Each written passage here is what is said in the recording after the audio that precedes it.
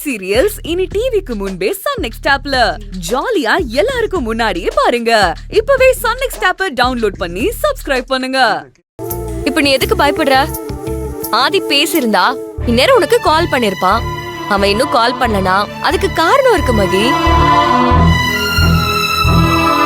அவங்க அம்மா கிட்ட பேச தனியா சிச்சுவேஷன் அமையாம இருந்திருக்கலாம்.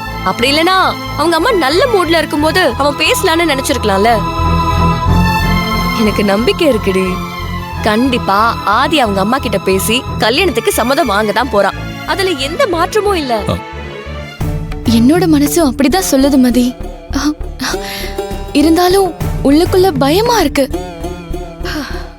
ஒருவேளை அவங்க அத்தை பொண்ணு ஸ்வேதாவை தான் கல்யாணம் பண்ணணும்னு கட்டாயமா சொல்லிட்டா என்ன பண்றது? அதான் பயமா இருக்கு.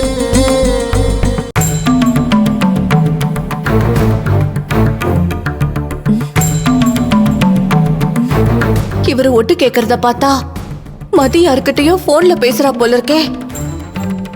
ஏ மகி, நீயா கண்டதையும் கற்பனை பண்ணிட்டு பயந்துட்டு இருக்காத. தைரியமா இரு. அப்படியே அவங்க உங்க லவ்வை ஏத்துக்கலனா ஆதி சும்மா விட்டுருவானா?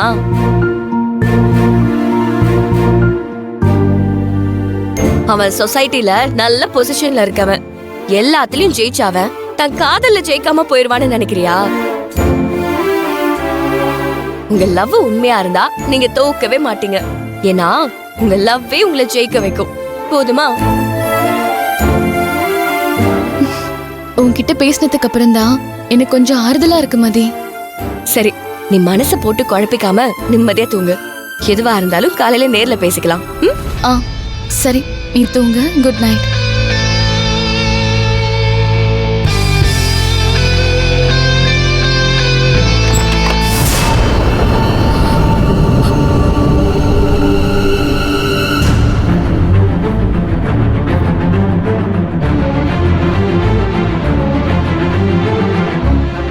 என்ன அப்படி பாக்குற?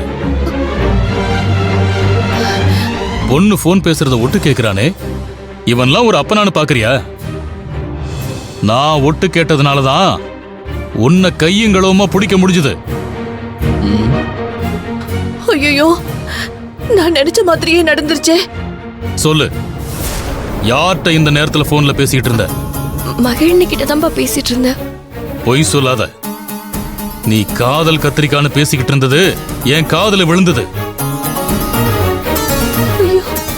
சொல்லு, எவங்கிட்ட பேசிக்கிட்டு இருந்த? எத்தனை நாளா நடக்குது இது? இப்ப சொல்ல போறியா இல்லையா? ஐயோ, எதுக்குப்பா இப்படி சந்தேகப்படுறீங்க? நான் உண்மையாவே மகிழ்னி கிட்ட தான் பேசிட்டு இருந்தேன். ஏங்க, அவதான் மகள் கிட்ட பேசினேன்னு சொல்றாள்ல, அப்புறம் எதுக்குங்க அவளை வீணா சந்தேகப்படுறீங்க? அப்படியே அரைஞ்சனா பல்லுகள் எல்லாம் கூட்டி போயிடும். என்னென்ன இழிச்சவாய் நினைச்சீங்களா? அவ யார்கிட்ட பேசுறா, எதை பத்தி பேசுறான்னு புரிஞ்சுக்க முடியாத முட்டாளானா? நான் என் காதால கேட்டேன்டி, உன் பொண்ணு லவ் விஷயம் தாண்டி பேசிக்கிட்டு இருந்தா. அந்த வார்த்தை என் காதுல ஈயத்தை காய்ச்சி ஊத்துன மாதிரி சுருன்னு இருந்தது. ஏன்னா என்ன மாதிரி பொண்ணை பெத்த அப்பனுங்களுக்கு லவ்ங்கிறது ஒரு கெட்ட வார்த்தை. அதை எங்க கேட்டாலும் அப்படியே ரத்தம் கொதிக்குது. அப்பா சொல்றத பார்த்தா அக்கா லவ்ல விழுந்துட்டா போல இருக்கு.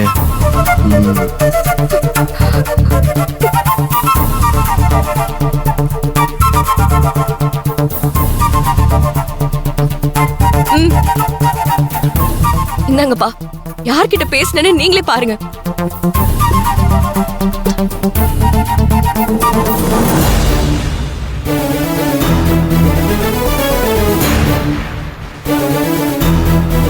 இப்பவாவது ஒத்துக்கிறீங்களா?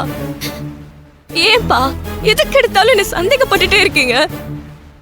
நீங்க சந்தேகப்பட்டு பேசும் போதெல்லாம் என் மனசு எவ்வளவு வலிக்குதுன்னு உங்களுக்கு தெரியுமா? ஏய், நிறுத்து.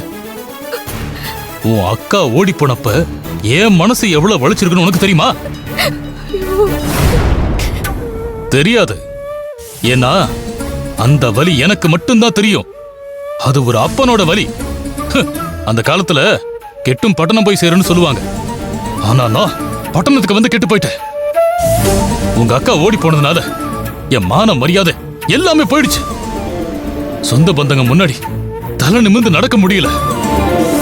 போன மானம் திரும்ப வரணும்னா அதுக்கு நான் நினைச்ச மாதிரி உனக்கு கல்யாணம் நடக்கணும். உன் கல்யாணம் தான் இழந்த என் கௌரவத்தை திரும்ப கொடுக்குன்னு நான் நம்புறேன். பா என்ன சொல்ல வர? நீ எதுவும் பேசாத. உன்னோட விளக்க எதையும் நான் கேட்க தயாரா இல்ல. நான் சொல்றத மட்டும்தான் நீ கேட்கணும். இனிமே 7 மணிக்கு மேல நீ யாருக்கும் போன் பேசக்கூடாது. டேய் விக்கி, இங்க வா. என்னப்பா? 7 மணி ஆனா போன் இந்த இடத்துக்கு வந்தாகணும். நீ தான் அதுக்கு பொறுப்பு. அப்பா என்ன ஏன்பா இதுல இழுத்து விடுறீங்க? டேய், இந்த குடும்பத்தோட ஆம்பளை வாரிசுடா நீ. எனக்கு இருக்கிற மானம் மரியாதை அத்தனையும் உனக்கும் இருக்கு. உங்க அக்காவுக்கு சப்போர்ட் பண்ணாம பொறுப்பான பையனா நடந்துக்க. சரிப்பா.